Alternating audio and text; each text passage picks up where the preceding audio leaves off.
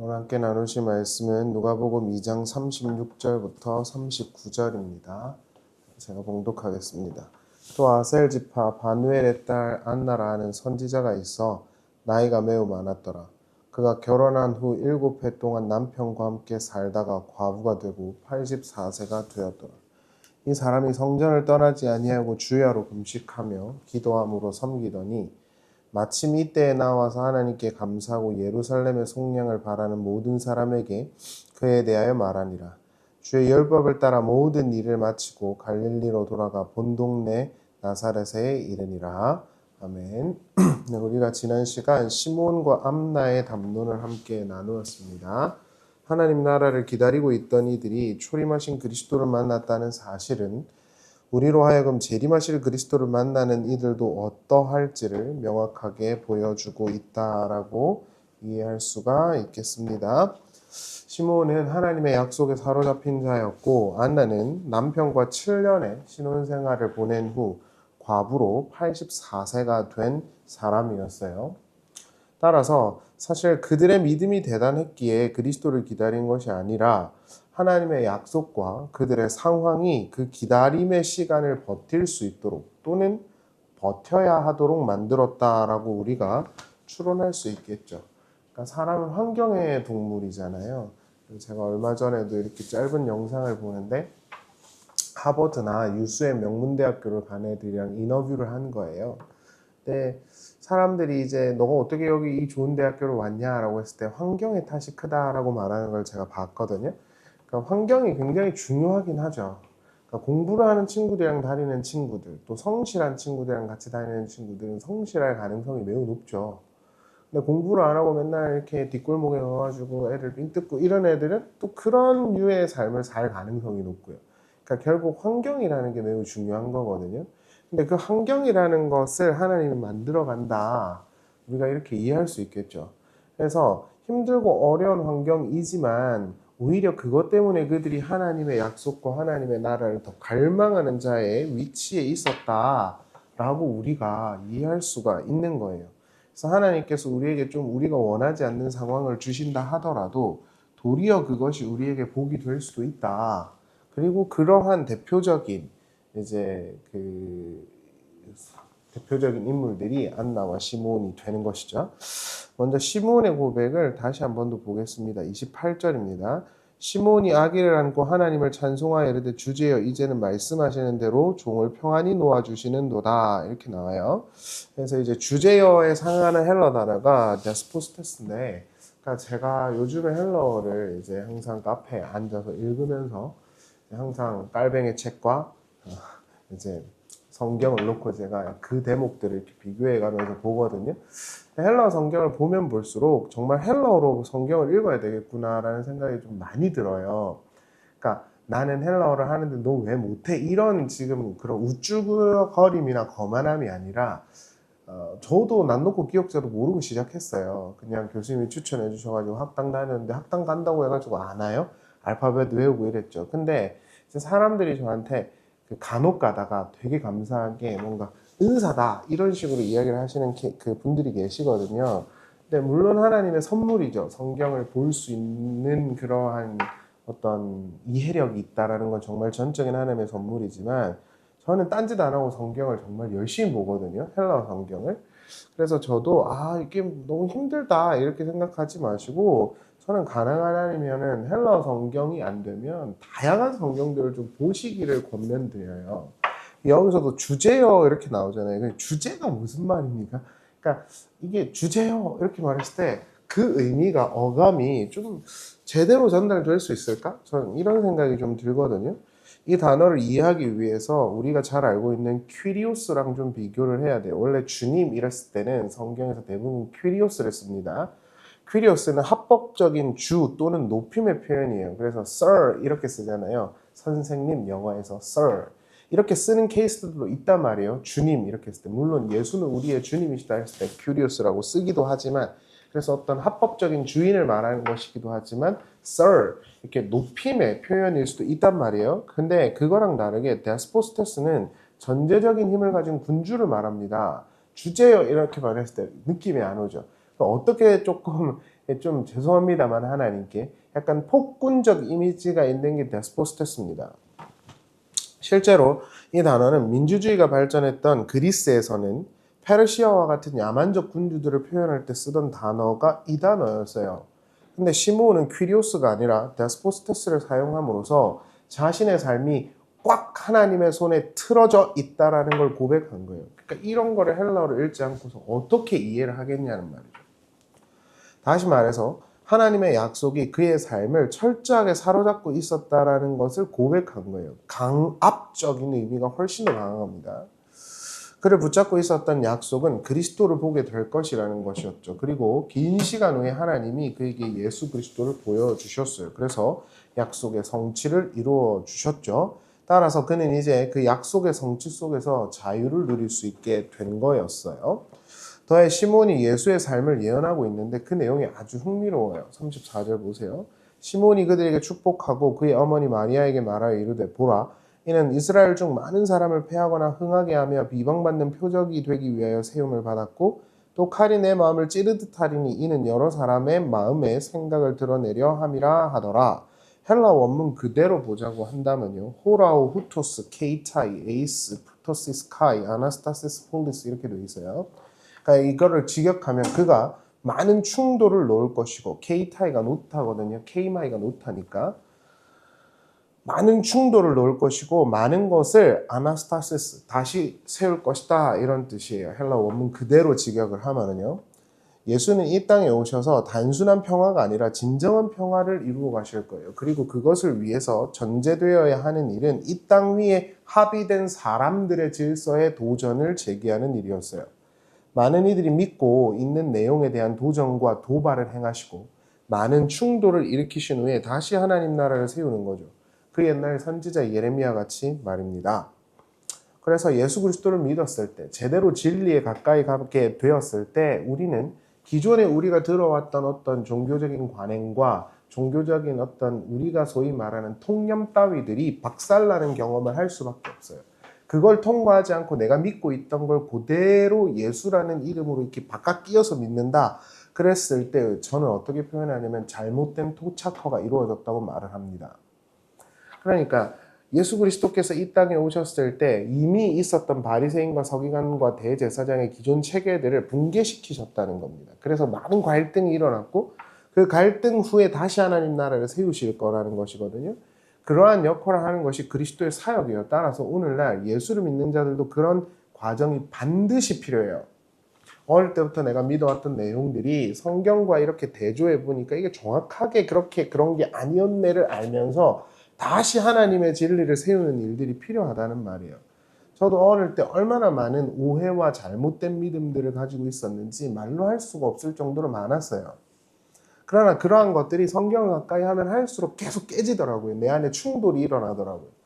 그리고 그걸 통해 가지고 그 충돌을 발판 삼아서 하나님이 진짜 원하시는 성경의 원의가 무엇이며 나의 믿음의 선배들은 어떻게 가르쳤는가를 찾아보다 보니까 내가 믿어왔던 것들이 잘못됐다는 걸 분명하게 인지할 수 있었어요. 그런 과정들이 반드시 필요하고 그리스도께서 그렇게 하셨다라는 것이죠. 그 이후에 시므온이 찬양을 한 후에 안나라는 여성이 등장을 해요. 누가는 시므온이란 남성 유대인을 등장시켰을 뿐만 아니라 그 당시에 약자 오브 약자였던 여성 그리고 심지어 과부를 하나 소개하는데 그녀가 바로 안나예요. 이는 예수 그리스도의 오심이 남녀노소 약자 강자에 상관없이 전 인류적인 평화를 위한 것이라는 것을 보여주기 위해서 누가가 의도적으로 등장시켰다라고 볼 수 있겠죠. 우리가 여기서 주목해야 되는 건 이 안나란 여성의 출신 지파예요. 저도 누가복음을 다시 보면서 이런 걸 다시 보니까 참 좋더라고요. 안나는 아셀 지파였어요. 여러분 신약 성경에서 아셀 지파에 대한 헬라어 용례를 찾아보면 딱 두 개가 나옵니다. 그 첫 번째가 여기고 두 번째가 요한계시록 7장입니다. 14만 4천에 나와요. 아셀 지파의 인물로 등장한 여성은 딱 한 명 안나뿐이 없어요. 신약 성경 어디를 찾아봐도 안나밖에 없습니다. 아셀 지파는 본래 야곱과 모세의 축복에서 물질적인 축복을 받을 거라고 예언된 지파였어요. 창세기 49장과 신명기 33장을 참고하시면 나와요. 그러나 그들은 북왕조 이스라엘의 멸망과 함께 이스라엘의 정체성을 완전히 잃어버린 소수지파로 전락을 하게 돼요. 따라서 이 당시 남유다 사람들에게 아셀 지파의 이미지는 아마도 이방인이거나 하나님이 떠난 백성들이었던 이미지가 있었을 거예요. 더해 안나는 7년간 신앙생활을 한 후에 남편이 사망했고 과부로 긴 세월을 보내야 했던 인물이에요. 따라서 이 안나는 굉장히 입체적인 인물이죠. 누가가 소개할 때. 그녀 안에는 무너진 나라, 무너진 가정, 무너진 지파라고 하는 것이 다 입체적으로 드러나 있어요. 대표되고 있단 말입니다. 그런 안나란 과부에게 아기 예수께서 오시는 그 과정 속에서 무너진 지파, 무너진 가정, 무너진 나라를 다시 세우시는 과정이 일어난 거예요. 이는 하나님을 떠난 보편적 인간에게 그리스도가 어떤 의미가 될 것인지를 정확하게 보여주는 것이기도 하죠. 안나는 입체적인 인물, 무너진 나라, 무너진 가정, 무너진 지파, 완전히 실패한 어떤 그 후손이란 말이에요. 따라서 이것은 타락한 아담 군상, 하나님을 떠난 모든 부패한 인간들의 대표라고 볼 수가 있겠죠. 다 빼앗겼으니까요. 여기서 주목해야 되는 건 안나라는 여성의 삶의 모습이에요. 전술했지만 삶의 모양을 힘들고 어려움에도 불구하고 그걸 발판으로 삼았던 것이 안나였거든요. 그녀는 자신의 무너진 나라와 지파, 가정을 위해서 금식과 기도를 통해 성전을 떠나지 않았어요. 한글 개역 성경에서 보면 성전을 떠나지 않고 기도와 금식을 하며 라고 표현을 두 가지 행위로 단절시켜 놨습니다. 그러니까 자신감 있게 어디 가서 성경을 강의하려면 그러니까 공부는 필수다. 그리고 정말 성경을 정말 자세하게 보셔야 돼요. 많이 보는 건 의미가 없어요. 아니 무슨 내용인지도 모르는데 많이 보면 뭐하냐고요. 소기의 경읽기인데 성경을 정말 열심히 보셔야 돼요. 근데 이런 거 없이 그냥 영어 성경 몇 줄 읽고 가르치더라고요. 뭐 한문으로 가르치기도 하고. 그러니까 설교 준비도 안 하고 막 예화 끌어와가지고 하고. 그러니까 그런 것들은 저에게 있어서는 설교가 아니에요. 그러니까 저는 너무 용감해 보인다니까요. 자기 유명세만 믿고 그렇게 가르치는 게. 한글 개역 성경은 전술했듯이 성전을 떠나지 않고 기도와 금식을 하며 라고 표현을 두 가지로 분리시켜 놨지만 헬라 원문으로 보면 이것은 하나의 행위로 명시가 되어 있어요. 헬라 원문을 잠깐 소개해 드릴게요. 하우크, 아피스타토 투 히에로, 히에로는 성전이에요. 그래서 그 성전을 절대 떠나지 않고 네스테이아이에스, 카이, 데세신, 금식과 기도를 통해 또는 간구를 통해, 기도보다는 간구가 맞겠네요. 라트레우스 리크타 카이 헤메란, 밤과 낮으로 하나님을 예배했다예요. 섬기다가 라투리오인데 라투리오는 영적인 교제를 의미하는 단어이기 때문에 그렇게 섬기다 보다는 예배하다가 맞겠어요. 그러니까 섬기다 이러면 자꾸 뭔가 봉사를 이렇게 떠올리게 하잖아요. 금식과 기도를 통해서 성전을 떠나지 않았고 하나님을 매 순간 예배하는 사람이 바로 안나였어요. 그도 그럴 수밖에 없는 게 그녀의 삶이 전방위적으로 무너졌기 때문이었잖아요. 그 당시 이스라엘처럼. 그래서 그녀는 개인의 구원이 아니라 이스라엘의 속량을 기다렸다고 말한 거예요. 그런 그녀가 할 수 있었던 건 긴 세월의 예배와 기도와 금식을 통해서 성전에 머무며 하나님을 예배하는 거였고 그분을 의지하는 것이었어요. 이에 대해서 하나님은 그녀의 삶을 헛되게 하지 않으셨고 그의 아들 그리스도의 때에 그녀가 예언하게 하심으로써 그녀의 그 속량이 그리스도와 결부된 것임을 독자들에게 설명하고 있어요. 여기서 기도라고 번역이 된 그 단어는 프로슈코마이가 아니라 데시스 간구입니다. 그래서 제가 헬러를 공부한다고 이렇게 가르치는 사람들이 있잖아요. 이렇게 보면은 그것이 알고 싶다 해도 보니까 뭐 히브리어로 가르치는 사람들이 있더라고. 막 한 글자 파자해가면서. 그러니까 제가 아까도 말씀드렸잖아요. 저는 헬러 성경이랑 깔뱅이를 같이 놓고 본다고. 그러니까 항상 우리가 생각해야 되는 게 이런 거예요. 나만 특별하다고 생각하면 안 돼요. 저도 마찬가지고요. 헬라어 성경을 능통하게 했던 사람들이 너무 많아요. 교부들 가운데는. 그러니까 그런 이들의 것들을 교차 검증을 하면서 그 당시에 어떻게 쓰였나 이런 걸 생각해야지 프로슈코마이만 하나님이 듣는다. 그러니까 하나님이 신자들의 그런 사소한 아픔과 호소와 간구 그런 걸 원하는 게 아니라 하나님을 유익하게 하는 프로슈코마이만 듣는다고 가르치는 사람들이 종종 있는데 그거는 무식한 소리예요. 그러니까 얼마나 설교라는 게 어려운 작업인지를 생각해야 된다니까요. 저희 교회 전도사님이 있지만 제가 정말 많이 말하거든요. 설교는 너무 어려운 작업이에요. 근데 정말 무식한 게 용감하다고 엄청나게 그냥 헛소리들을 해대잖아요. 여기서 데시스는 간구인데 금식과 간구라고 돼 있어요. 사가랴의 간구를 우린 떠올릴 수 있었죠. 떠올릴 수 있겠죠. 아들이 없음에 대한 호소와 간구를 하나님이 들으셨고 사가랴를 찾아가셨죠. 안나도 호소를 하고 있었다 그래요. 따라서 하나님이 예배적 행위의 기도 프로슈코마이만을 듣는다고 헬라어 성경에서 말한다고 주장하는 것은 명백하게 틀린 것입니다. 그래서 우리가 주목해야 하는 것은 아기 예수께서 성전에 올라온 때 안나는 서서 하나님을 찬양했다는 점이에요. 이상하지 않으세요? 그러니까 이런 거를 우리가 정말 잘 봐야 된다는 거죠.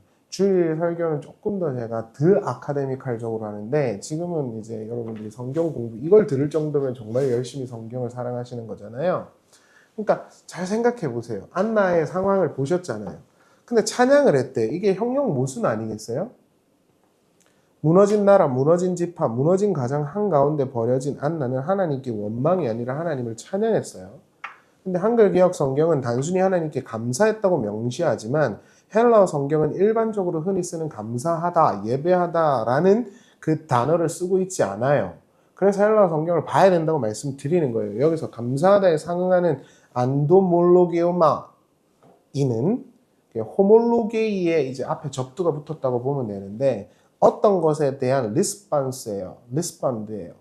그러니까 무턱대고 그냥 감사하는 게 아니라 감사합니다. 하나님을 찬양합니다. 이렇게 쓰는 게 아니라 흔히 통용되는 단어가 아니라 리스폰이에요. 그러니까 뭔가에 대한 반응이에요. 하나님이 주신 거에 대한 반응이라고요. 근데 여러분 생각해 보세요. 안나가 받은 게 뭐가 있냐고요. 그러니까 이런 거를 정말 열심히 성경을 공부하다 보면 설교가 진짜 풍성해지거든요. 근데 이런 거 안 한다고요. 젊은 사람들이. 그래놓고는 하는 사람들은 은사를 받은 거를 말도 안 되는 소리 하지 마세요. 저는 딴짓 안 하고 성경 보니까 그런 거라고요. 성경을 열심히 봐야죠. 여기서도 감사하다. 근데 그게 안도몰로기오마이라니까요. 리스판드예요. 그러면 이것만 해도 우리가 성경을 보는 눈이 엄청 커지잖아요. 바로 질문이 떠오르지 않으세요? 안나가 뭘 받았길래 하나님께 감사로 반응을 했다는 거예요. 누가는 안나가 받은 것이 무엇인지를 추론할 수 있도록 구술하고 있는데 그것은 이스라엘의 속량이요. 아기 예수가 등장하는데 이스라엘의 속량을 안나라는 여선지자가 예언하고 있는 거예요.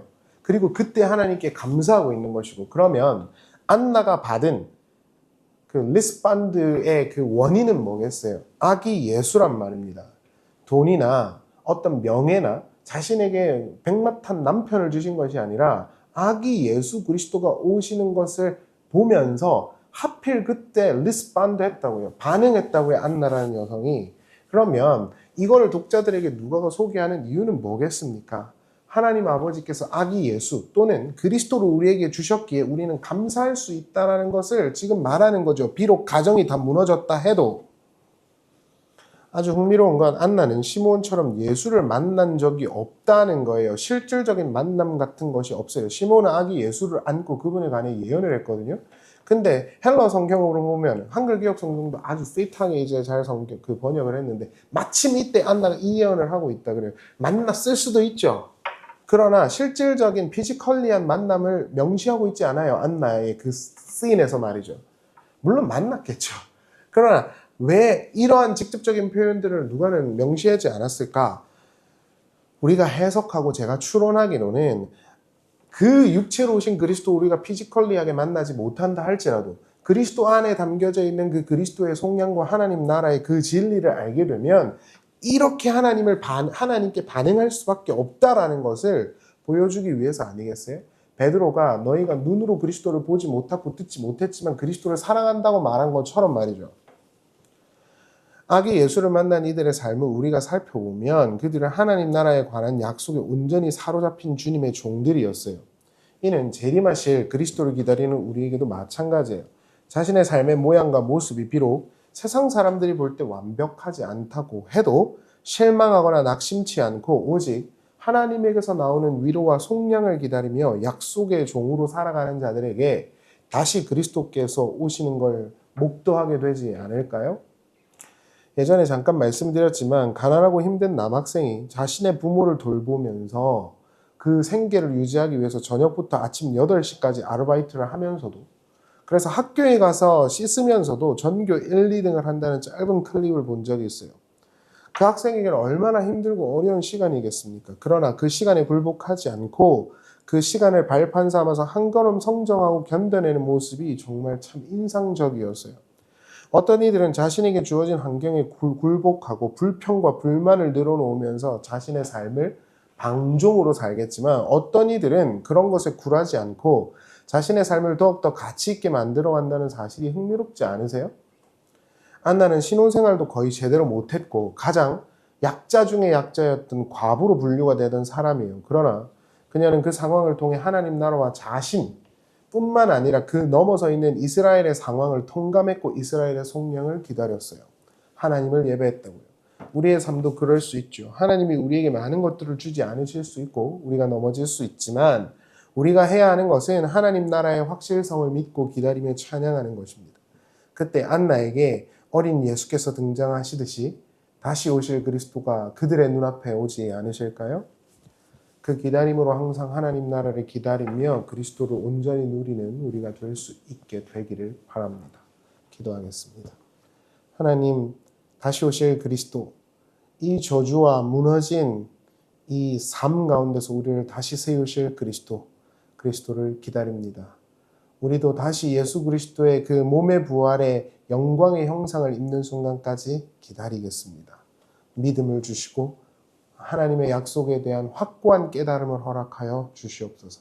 안나가 비록 짧은 신혼생활을 끝나고 84세까지 과부로 살아야 했지만 그녀는 여선지자로 기도와 간구를 통해 하나님을 예배하던 사람이었습니다. 그 어려운 상황을 통해서 하나님을 떠날 수도 있었겠지만 그녀는 하나님을 오히려 더욱더 굳건히 붙잡았습니다. 우리에게 있는 상황이 비록 녹록하지 않더라도 그곳으로 말미암아 성전을 떠나는 자들이 아니라 성전을 결코 떠나지 않으며 금식과 간구로 이스라엘의 속량을 기다리는 우리가 되게 하여 주시옵소서. 예수님의 이름으로 기도합니다.